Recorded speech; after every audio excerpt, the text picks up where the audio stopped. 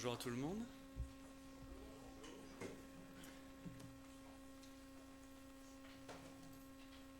J'aimerais aujourd'hui partager avec vous et qu'on regarde ensemble une autre manière que le Seigneur nous a donné de l'aimer et de s'aimer les uns les autres au sein de son Église. Et c'est pas une qu'on parle le plus souvent, mais c'est quand même très important de le faire. Et c'est ce qu'on appelle la discipline de l'Église.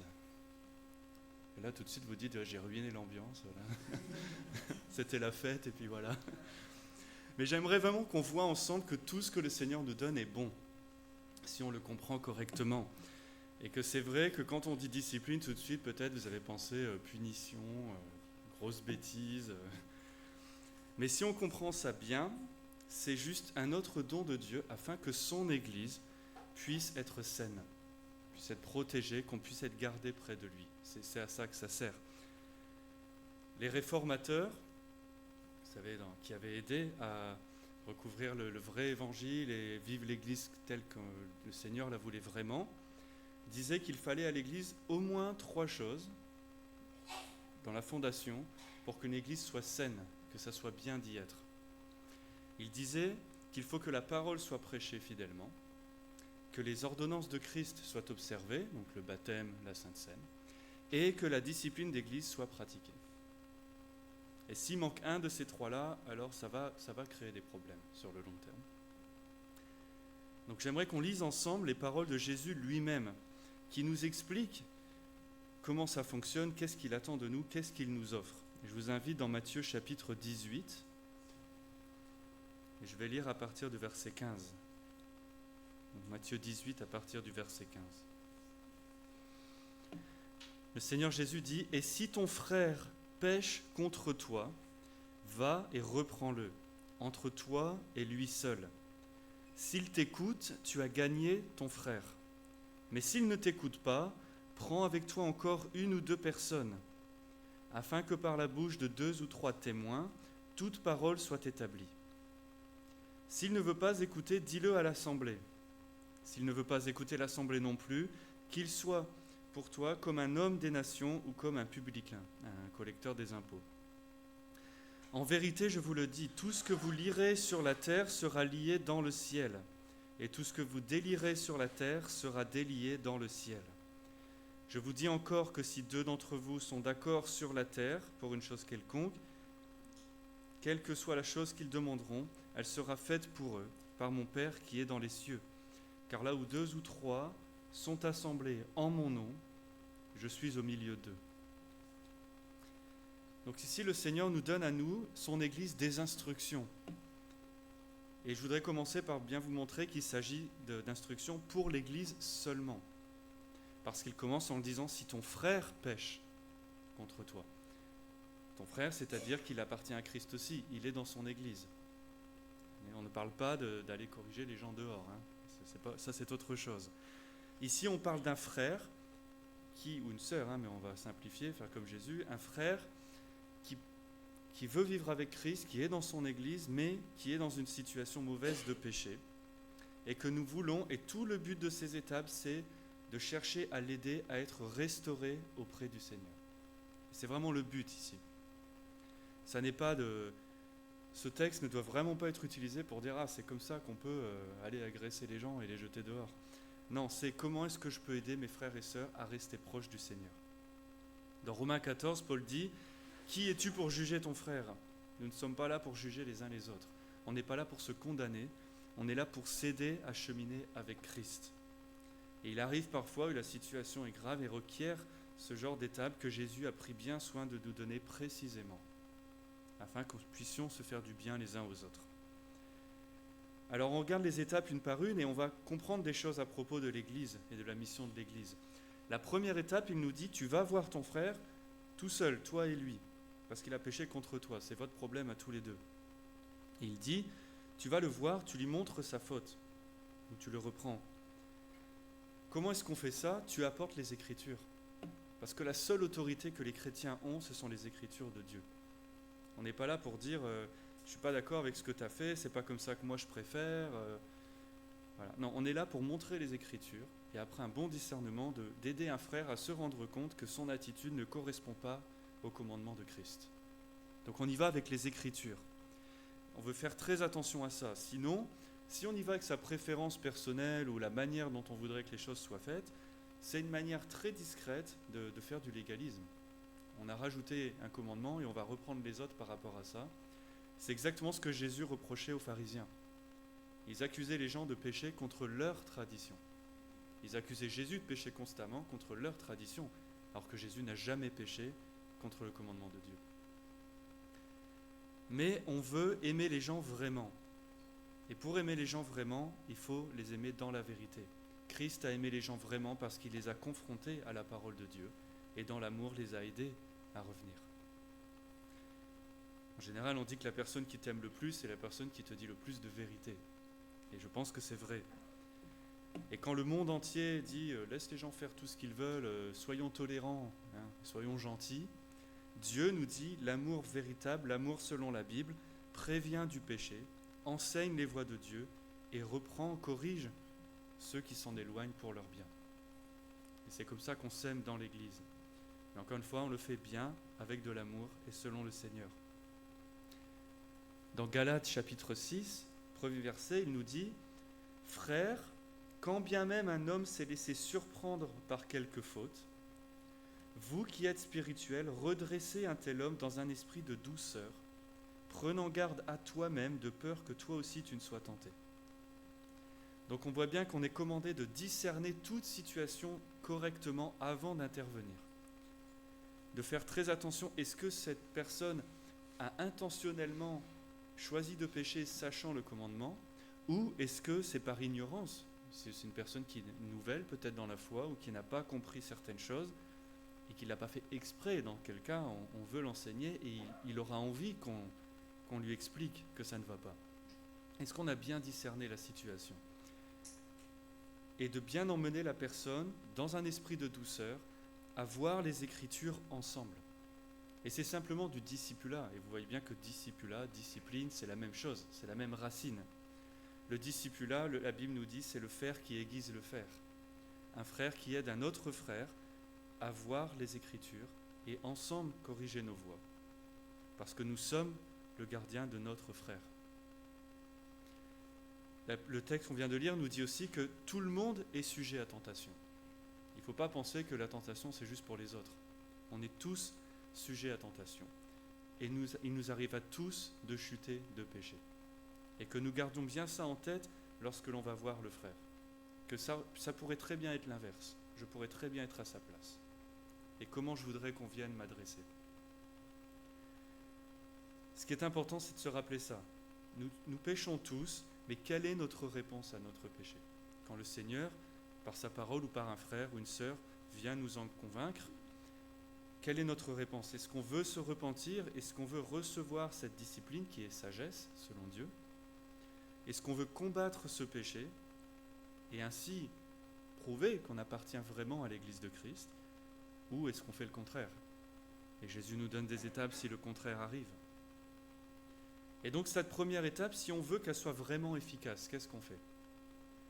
On s'assure de bien prier avant, pendant. C'est ok de prier pendant qu'on écoute les gens, on est concentré, ça va. Et après, pour que la parole qu'on ait partagée ensemble puisse faire son œuvre par l'Esprit de Dieu dans la personne. C'est Dieu qui change le cœur des gens. Il faut aussi bien se préparer avant d'y aller. Il ne faut jamais aller voir quelqu'un quand on est fâché. Jacques chapitre 1 nous dit que la colère des hommes n'accomplit jamais la droiture de Dieu. Si le frère a péché contre toi et que ça t'a blessé et que tu es fâché, tu n'y vas pas tout de suite. Parce que tout ce que tu vas dire, vraiment, tu vas le regretter. Et ça arrive tout le temps. Combien de personnes m'ont dit « Ah, j'aurais pas dû y aller tout de suite, je regrette ce que j'ai dit. » Ben oui. Prends un temps avec le Seigneur pour te calmer, pour te rappeler sa grâce, son pardon, adoucir ton cœur et ensuite aller voir ton frère.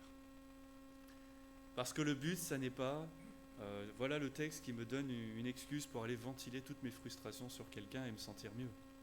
C'est pas ça.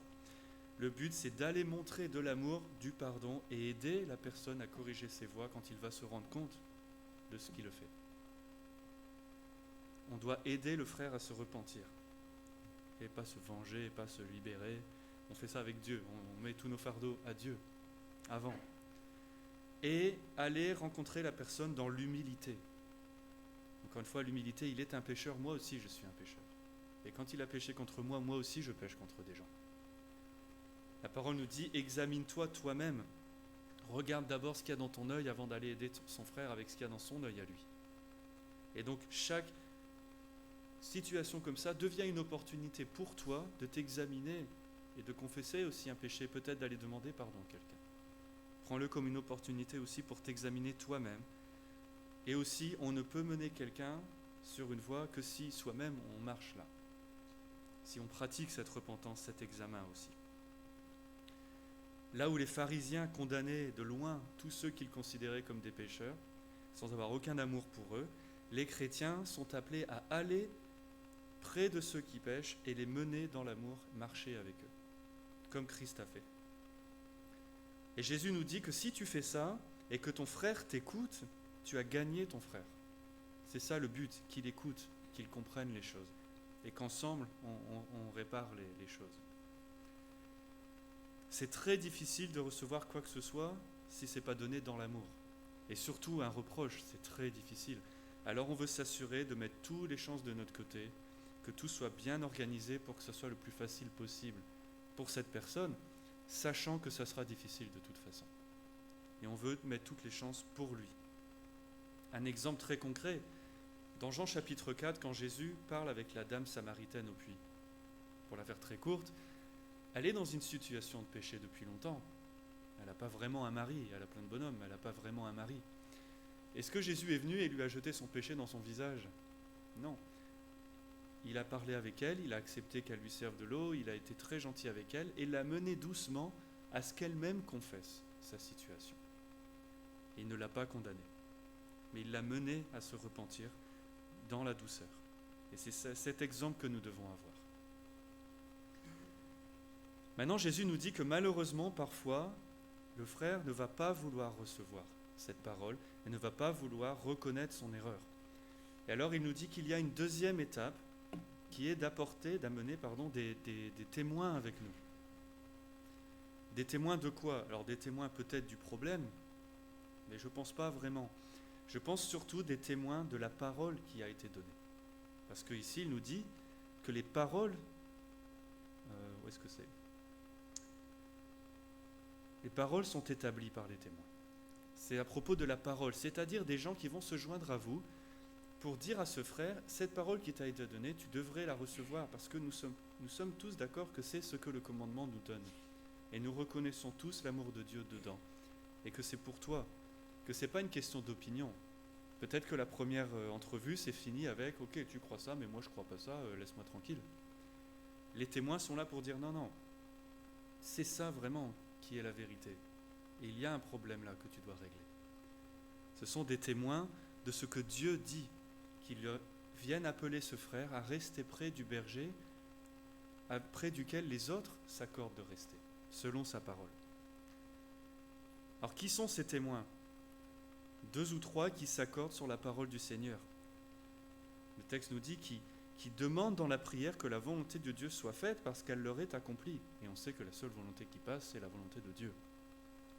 Des gens qui cherchent Christ à être comme lui et qui veulent sa volonté dans leur vie et qui demandent les bonnes choses et qui reconnaissent la parole et qui veulent pour ce frère que lui aussi la reconnaisse et soit bien près du berger aussi.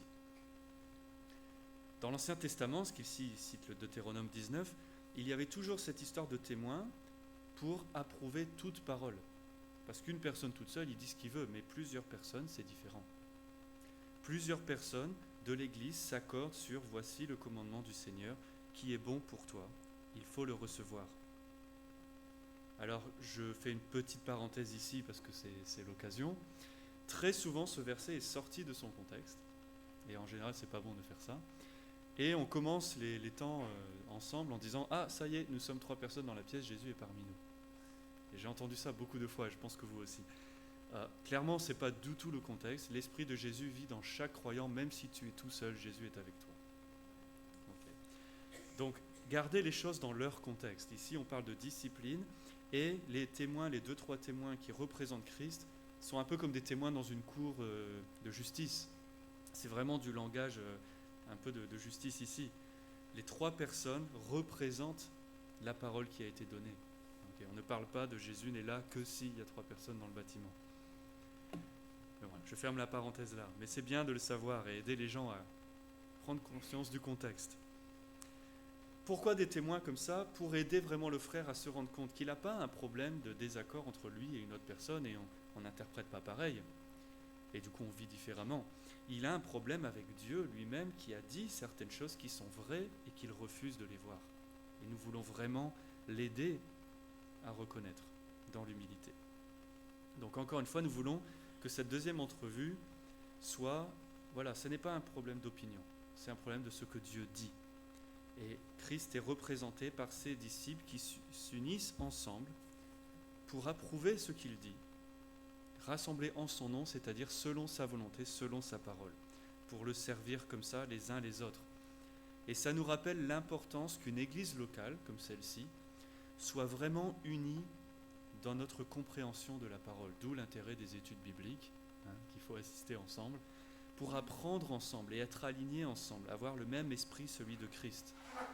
Sinon, on est une église qui, en apparence, on est ensemble, mais on est tous divisés sur comment on comprend les choses. Et le jour où il y a un problème comme ça et qu'on a besoin d'être plusieurs témoins, ça va être très difficile de les trouver. Et alors on ne pourra pas aider le frère, parce que les divisions vont apparaître. Il faut que nous soyons unis en tant qu'église locale dans notre étude de la parole, pour des cas comme ça, par exemple. Alors comment est-ce qu'on s'assure que ça soit efficace, cette deuxième rencontre? Parce qu'on veut que ça soit efficace, on veut que le frère soit restauré avec Christ. Il faut apporter les bonnes personnes. Viens avec les bons témoins. Viens pas juste avec ton pote parce que tu l'aimes bien. Viens avec des gens qui sont proches de ce frère, qui l'aiment. Des gens qui sont de confiance, qu'on connaît leur vie, leur doctrine. Des gens qui ont un cœur pour les gens, qui sont matures dans leur foi, qui portent du fruit de l'esprit. Ce sont ces gens-là qu'on veut, qui seront de bons témoins de la parole de Christ. N'apportez pas une personne qui lui-même est dans des problèmes en ce moment. Celui-là, laissez-le s'occuper de sa vie. Prenez les autres, ceux qui en ce moment, ça va, pour qu'ils puissent vraiment aider. Encore une fois, ce n'est pas pour faire plaisir à tes témoins, c'est pour aider ce frère.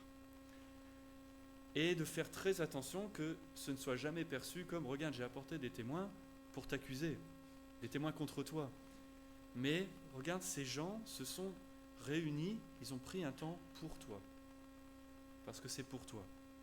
On ne veut pas effrayer le frère, on veut gagner le frère. Et on veut être sûr qu'ils perçoivent que ça soit par amour. Et ça, il va falloir être très intentionnel, parce que dans une situation comme ça, l'ennemi va chuchoter beaucoup de choses à ce frère en disant « Tu as vu, il t'aime pas, il te contredisent, il te juge », alors que c'est pas vrai. Mais on veut laisser aucune apparence que l'ennemi pourrait utiliser. Donc pendant que ce groupe de témoins confronte avec la parole le frère, il ne faut vraiment pas hésiter à entourer tout ça avec beaucoup d'autres passages de la parole qui rappellent l'amour de Dieu, les promesses de Dieu, la compassion, la miséricorde de Dieu. Pour qu'il n'oublie pas toutes ces promesses pendant qu'il est confronté par son péché. Ce qui souvent est ce que l'ennemi fait pour nous, et l'Église doit lutter contre. D'expliquer et que la personne puisse percevoir vraiment que, comme dit Hébreux chapitre 12, Dieu discipline uniquement ceux qu'il considère comme ses enfants. Et que donc si Dieu est en train de, par des frères et des sœurs, t'aider à corriger tes voies, c'est parce qu'il t'aime comme son enfant. Sinon, on ne discipline pas les enfants des autres personnes. Ça, c'est leur problème. Le livre des Proverbes nous dit que c'est sagesse de recevoir une correction. C'est une bénédiction pour nous sortir du péché. Et on espère que ça se passe bien. Mais encore une fois, parfois, ça peut arriver que la personne vraiment ne reçoive absolument pas la parole de Christ et l'amour de Dieu. Et alors, il y a une troisième étape, il dit « Dites-le à l'assemblée ». Pourquoi ? Parce qu'à l'église locale incombe la responsabilité de discerner qui fait partie de cette église, en tout cas pour le moment. Si une personne refuse de se repentir, refuse d'écouter Christ, refuse de recevoir les moyens de la grâce que Dieu a donnée et persiste dans son péché, cherche des excuses ou peu importe, alors il ne désire pas être avec Christ. Il ne désire pas être libéré de son péché, en tout cas pour le moment. Et c'est peut-être un frère dans une très mauvaise saison, mais ça ne va pas. Et alors la question qui s'impose, c'est si tu refuses de faire toutes les choses que Christ commande et donne, et que tu veux faire tout le contraire, pourquoi tu es là ? Pourquoi tu viens dans l'église ? Il y avait un ami pasteur une fois qui a dit pendant son sermon comme ça à un frère qui refusait toute chose, il lui a dit, écoute, si tu veux vraiment vivre comme dans le monde et suivre ta chair et ignorer tout ce que dit Christ, bah viens pas à l'église, ça sert à rien. Il lui a dit, va jouer au bowling, devant tout le monde. Alors, c'est vraiment un cas extrême, il connaissait la personne, hein. Et ça a été le petit électrochoc dont il a eu besoin. Et mon ami m'a dit, la semaine d'après, la personne était méconnaissable. Il était vraiment dans la repentance, dans la foi, il avait eu besoin de ça. Bon, ne le faites pas par défaut, hein. Je pense que c'était un cas unique, mais pourquoi est-ce que tu viens dans l'église de Christ si tu n'as pas envie d'entendre Christ et tu n'as pas envie de faire ce qu'il dit? C'est ça la question. Alors Jésus dit, si cette personne veut vivre comme les gens dehors, qu'il aille dehors, qu'il soit pour vous comme le gentil ou le collecteur des impôts, c'est-à-dire pour les juifs de l'époque, comme les personnes qui ne vivent pas avec vous, parce qu'ils ne veulent pas. L'Église ne doit pas vivre comme les gens de l'extérieur. L'Église doit vivre comme les gens de Dieu. C'est une assemblée de gens qui veulent Christ. Dans 1 Corinthiens chapitre 5, nous avons un exemple. Alors, je ne vais pas tout lire, mais lisez-le plus tard, que c'est instructif. Ça sera votre devoir.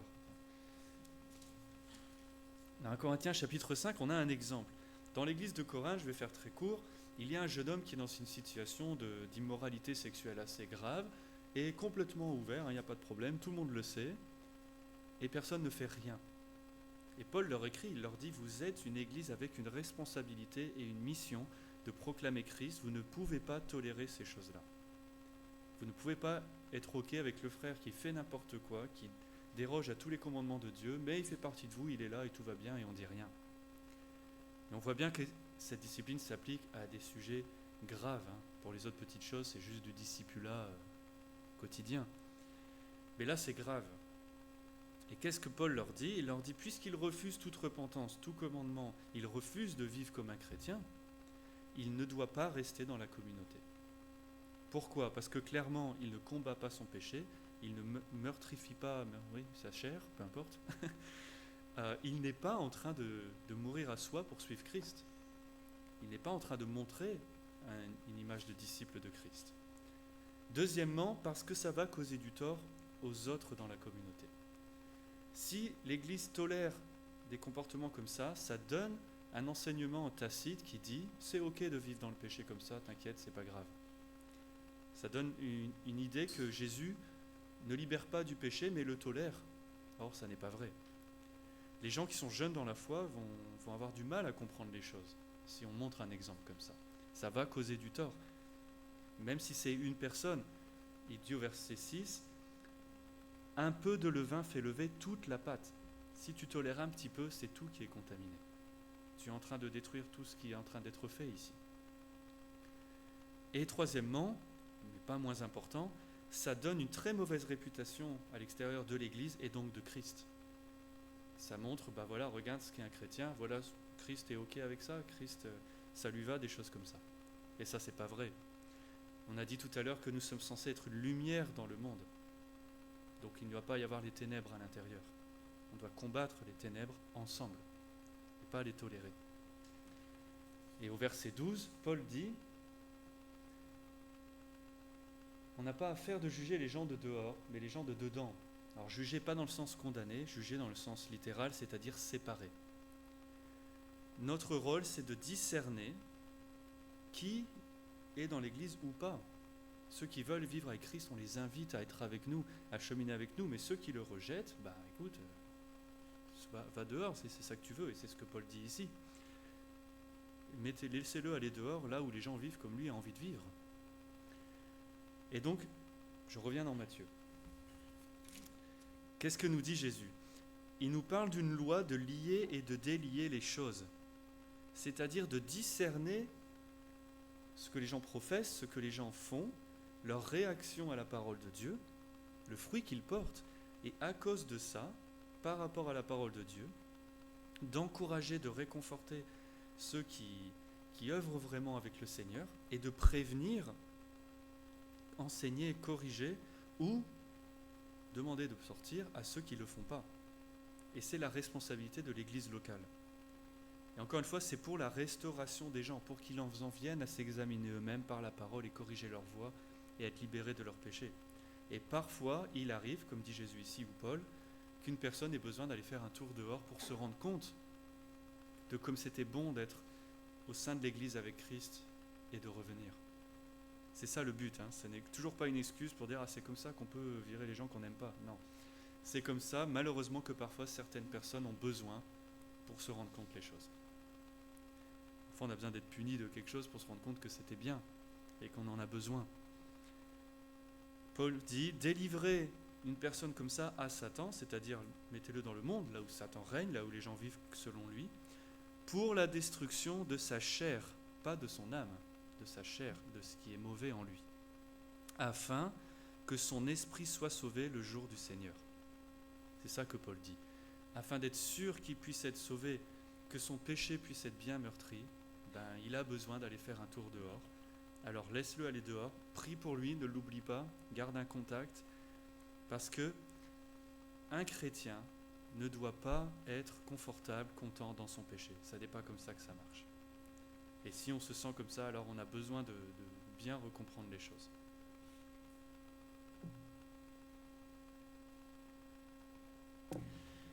Et donc on voit ces trois étapes qui sont c'est clair, mais qu'est-ce que ça nous aide à comprendre à propos de l'identité et la mission de l'Église? C'est ça qui est important ici, au-delà des étapes. L'Église, ce passage et la parole nous disent, c'est l'assemblée des disciples de Jésus-Christ.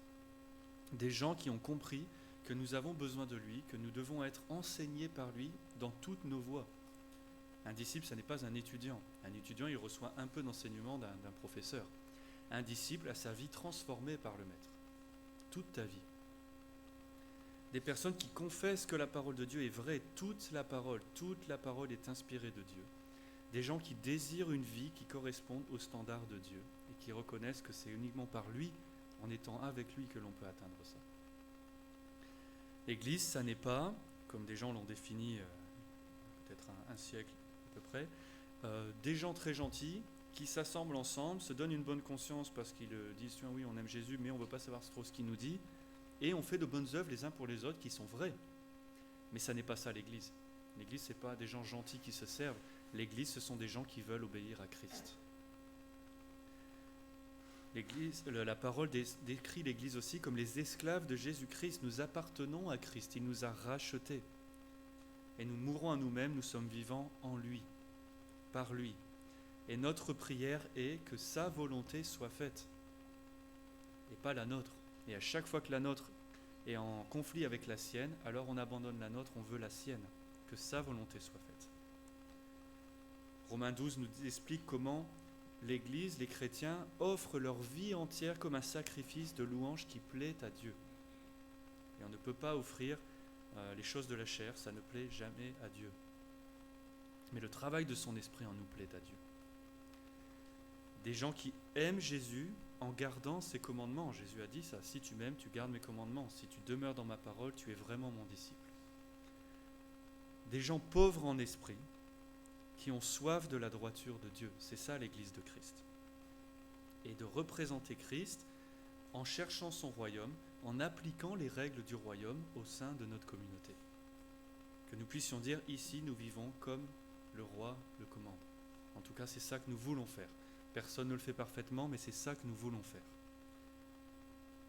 Dans l'épître de Jean, chapitre 2, verset 6, il dit « Celui qui prétend que Christ demeure en lui, ou qu'il demeure en Christ, doit marcher comme Christ a marché, ou doit vivre comme Christ a vécu. » Nous devons imiter Christ, c'est ça le discipulat. Et la discipline nous aide dans notre discipulat. Et donc cette loi de lier, délier, d'attacher des choses ou de les laisser partir, Jésus l'avait déjà donné quelques chapitres avant, elle vient avec cette histoire de clé du royaume. Qu'est-ce que ça signifie? Ça signifie que nous avons la responsabilité de confirmer la foi par le fruit que l'on voit, en se connaissant les uns les autres, d'appliquer l'autorité du royaume, de la parole de Dieu, par la discipline, par l'enseignement, par le fait d'être des disciples ensemble. C'est notre responsabilité. Les croyants, en tant qu'Église locale, encore une fois, ça n'est pas individuel, ont cette mission, cette responsabilité de proclamer l'Évangile, d'enseigner tous les disciples et de discerner et de déclarer ce qui correspond. une personne qui se repent, se confie en Christ et commence à marcher avec lui, nous lui déclarons qu'il est pardonné de ses péchés, qu'il est sauvé, qu'il n'a rien à craindre, et nous l'encourageons avec Christ. Une personne qui rejette tout ça, nous lui annonçons qu'il se place sous une condamnation. Jésus nous dit, quand tu partages l'évangile, celui qui le reçoit a la vie éternelle, celui qui le rejette se condamne lui-même. Jean 3, 16, 18. Et il dit, secoue la poussière de tes sandales et va plus loin si les gens rejettent Christ. Donc cette histoire de clé, c'est ça. C'est vous avez la responsabilité d'annoncer aux gens sur la terre les choses qui sont dans les cieux et de leur dire s'ils sont dedans ou pas en fonction de leur confession et de leur vie. C'est ça que nous devons faire. Donc ça n'est pas, parce que souvent c'est compris comme ça dans notre culture, Pierre qui aurait reçu une clé et il ouvre la porte ou pas une fois que tu meurs et que c'est lui que tu vas voir quand tu vas dans les cieux. C'est très populaire cette image. J'écoutais des chansons récemment où il dit « Ah, quand on sera mort et que Saint-Pierre nous ouvrira la porte », j'ai dit « Non, c'est pas lui qui t'ouvre la porte. C'est Jésus que tu vois. » Non, c'est l'Église qui applique. Souvent, les gens dans l'Église romaine, ils comprennent ça. C'est Pierre qui a la clé. Et l'Église a la clé. Donc l'Église lit ou délie des choses et les cieux vont suivre. Donc l'Église décide et Dieu va faire ce que nous, on a décidé en gros. Si l'Église sort quelqu'un, Dieu va le sortir. Nous n'avons pas cette autorité-là. Mais nous avons la mission d'annoncer les choses de Dieu. Donc, de lier ou de délier comme c'est déjà dans les cieux. Et pas nous qui choisissons. Selon la version que vous avez, c'est plus ou moins dit dans le verbe. Donc, qu'est-ce que l'Église fait ? Elle identifie le péché par la parole. Elle prévient du danger du péché toute personne. Elle aide à récupérer ceux qui s'éloignent pour leur bien. Elle protège le troupeau en ne gardant pas les choses mauvaises au sein du troupeau. Jésus a plusieurs images comme ça aussi, Paul aussi. Il décrit l'Église comme le corps de Christ. Ok, s'il y a une tumeur dans ton corps, tu as envie de t'en occuper quand ? Il faut le faire dès que possible, avant que ça cause trop de dégâts. Et c'est la même chose ici. S'il y a quelque chose de mal et qu'il n'y a pas moyen de le changer, il faut le retirer, avant que ça soit trop grave. Et l'Église doit porter un bon témoignage de qui est Christ. L'Église représente Christ. C'est ça que nous faisons. Et donc, quelle est la mission de l'Église ? On vient un peu de le dire, proclamer l'Évangile, faire des disciples, aider les gens à grandir selon le commandement de Christ, afin que nous soyons lumière. C'est ça que nous faisons. Prévenir toute personne que le péché est réel, qu'il y a un jugement qui vient, que la solution c'est Christ, de soumettre sa vie à Christ et de marcher avec lui, d'être changé par lui. C'est ça la solution. Pas juste de dire je reconnais que Christ existe mais je vis selon ma chair, ça ne marche pas. D'enseigner toute personne qui vient à Christ selon sa parole, de l'aider à être transformé, renouvelé dans son esprit, son cœur, ses actions. C'est ça que nous faisons ensemble, afin d'être différents du monde. On ne doit pas voir dans l'Église les mêmes choses que dans le monde. Et si ça nous arrive de pécher parce que ça nous arrive, la différence majeure, c'est que tout de suite, il y a une tristesse en nous, un désir de repentance. Là où une autre personne va pécher le même péché que nous, mais il s'en fiche.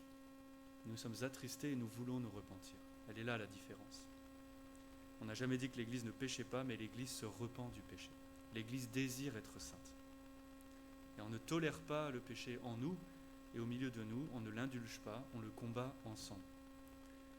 Pierre dit que nous sommes un peuple élu, une nation de prêtres, mis à part par Dieu, en dehors des ténèbres, pour le proclamer. On ne peut pas proclamer Dieu et en même temps proclamer sa chair. Mais si on meurtrit sa chair, on proclame Dieu. Donc encore une fois, ça n'est pas facile de vivre avec Christ. Et on le voit puisque ça requiert parfois des étapes de discipline. Hébreux 12 nous dit qu'ils ne sont jamais plaisantes, mais tu en apprécies le fruit. La sainteté, ça ne vient pas naturellement, parce que ça se saurait. Ça demande beaucoup de travail. Et ça demande d'être les uns avec les autres et de porter les fardeaux des uns des autres. Et donc je résume pour conclure, cette discipline, ça n'est pas des étapes pour punir les gens. C'est un mode de vie nécessaire pour être gardé proche de Dieu dans sa sainteté, dans la sécurité, dans le bien-être et l'amour de Dieu. Pour nous protéger de notre péché qui cherche à nous éloigner de Dieu et que nous soyons gardés près de Dieu. Les disciples ont besoin de discipline. On a besoin d'une vie comme ça, de contrôle de soi, de rigueur, de travail difficile sur nous, afin de progresser dans notre marche avec Christ. Je l'avais dit déjà une fois, les gens qui pratiquent du sport par exemple, de la musique ou d'autres choses, ils ont besoin d'une discipline dans leur vie tous les jours comme un mode de vie, sans quoi ils n'atteindraient pas les objectifs qu'ils se sont fixés. Il faut voir discipline comme ça. Si j'ai une discipline dans ma vie, je peux atteindre les choses que Christ veut faire avec moi. Mais si j'en ai aucune, ça va être très difficile. Et si tu veux être un grand sportif et que tu te lèves tous les jours très tard et que tu manges plein de choses pas bonnes, ça va être difficile. Si tu mets la discipline sur ta vie, tu vas pouvoir faire les choses. Et donc pour maintenir cet état de l'Église, c'est ça que nous devons faire. Connaître ensemble les Écritures proprement, discerner toute situation par les Écritures proprement comprises. Adresser les uns les autres dans l'amour et dans la vérité. Prendre les étapes nécessaires quand c'est nécessaire, avec soin, et ne pas négliger ce commandement parce que forcément tu te dis je vais avoir le mauvais rôle si je fais ça. Mon frère il m'aime bien parce que je tolère ce qu'il fait, mais on n'est pas là pour ça et c'est pas bon pour lui. Si tu l'aimes vraiment, tu tolères pas ce qu'il fait. Si ton frère prend de la drogue tous les jours, tu tolères ça, tu l'aimes pas. C'est pas bon. Il est en train de se faire du mal et tu le laisses faire, tu es complice un peu. Et nous voulons vraiment appliquer tout ce que le Seigneur nous commande, peu importe les conséquences qu'il peut y avoir, parce que c'est comme ça qu'on s'aime les uns les autres, par l'obéissance au Seigneur. C'est lui qui a raison, c'est pas nous. À chaque fois qu'une église dit « Ah non, nous on pratique pas ça », c'est une église qui dit « On ne veut pas faire ce que le Seigneur nous dit parce qu'on pense qu'on a une meilleure idée là pour ce cas. » Non, c'est Christ qui sait le mieux pour son église. Mais encore une fois, comme Paul nous dit, donc ce jeune homme de la première épître de Corinthiens, voilà, il a été placé dehors. La bonne nouvelle, c'est que nous avons la deuxième épître des Corinthiens et qu'il est revenu dans la repentance et que c'est vraiment un sujet de joie. Et Paul dit, puisqu'il est revenu et qu'il s'est repenti, c'est-à-dire qu'il a corrigé ses voies, il a compris, il s'est humilié devant le Seigneur. Il dit, recevez-le gracieusement, réconfortez-le, pardonnez-le, réaffirmez votre amour pour lui. C'est ça, la bonne nouvelle, c'est que nous avons un exemple du résultat même de la troisième étape, quand ça porte son fruit. Le frère est revenu, il est vraiment restauré avec Christ, et l'Église peut lui réaffirmer tout l'amour qu'ils ont pour lui. Donc encore une fois, là où les pharisiens étaient très stricts sur les lois et les traditions, mais ils n'avaient pas d'amour, pas de miséricorde, pas de pardon pour les gens. Que le Seigneur nous aide, nous, à tenir ferme à sa parole, mais en montrant toujours l'amour pour lui et pour le prochain, en pardonnant comme on a été pardonné, en étant patient comme Dieu est patient avec nous. Parce que comme on le disait tout à l'heure, peu importe ce qu'on fait, même si c'est très orthodoxe par rapport à la parole de Dieu, si c'est fait sans l'amour, ça ne sert à rien du tout. Amen. Prions ensemble. Seigneur notre Père, on te remercie infiniment parce que ces paroles viennent de toi, elles sont pour nous. Ces paroles, c'est toi qui nous aimes, en nous disant comment vivre dans ton Église, comment vivre avec toi. On reconnaît que c'est difficile comme souvent, mais on te fait confiance que tu es avec nous par ton esprit, que tu puisses nous guider, nous permettre de toujours recevoir ta parole, d'apprécier un frère, une sœur qui viennent nous rappeler tes commandements quand on s'éloigne, nous aider à rester près de toi. Tu es notre bon berger et tu mets tout en œuvre par ton Église pour notre bien. Et nous voulons faire ça pour t'honorer, pour te plaire, pour te remercier de ton sacrifice pour nous et pour être sûr de bien proclamer la vérité à propos de toi au monde qui ne te connaît pas. Nous voulons que notre vie ne laisse pas de place à l'ennemi pour te blasphémer et aux gens pour te moquer. Nous voulons que notre vie montre qu'est-ce que c'est vraiment que d'être sauvé par Christ, d'être libéré du péché, et que beaucoup aient envie de nous rejoindre et eux aussi d'être sauvés par toi. Nous te remercions pour toute cette grâce, nous comprenons notre mission et notre besoin de toi, et nous prions et te remercions à l'avance de toutes les bonnes œuvres que tu vas faire en nous et pour les gens qui ne te connaissent pas encore. Et nous te prions dans le nom de Jésus.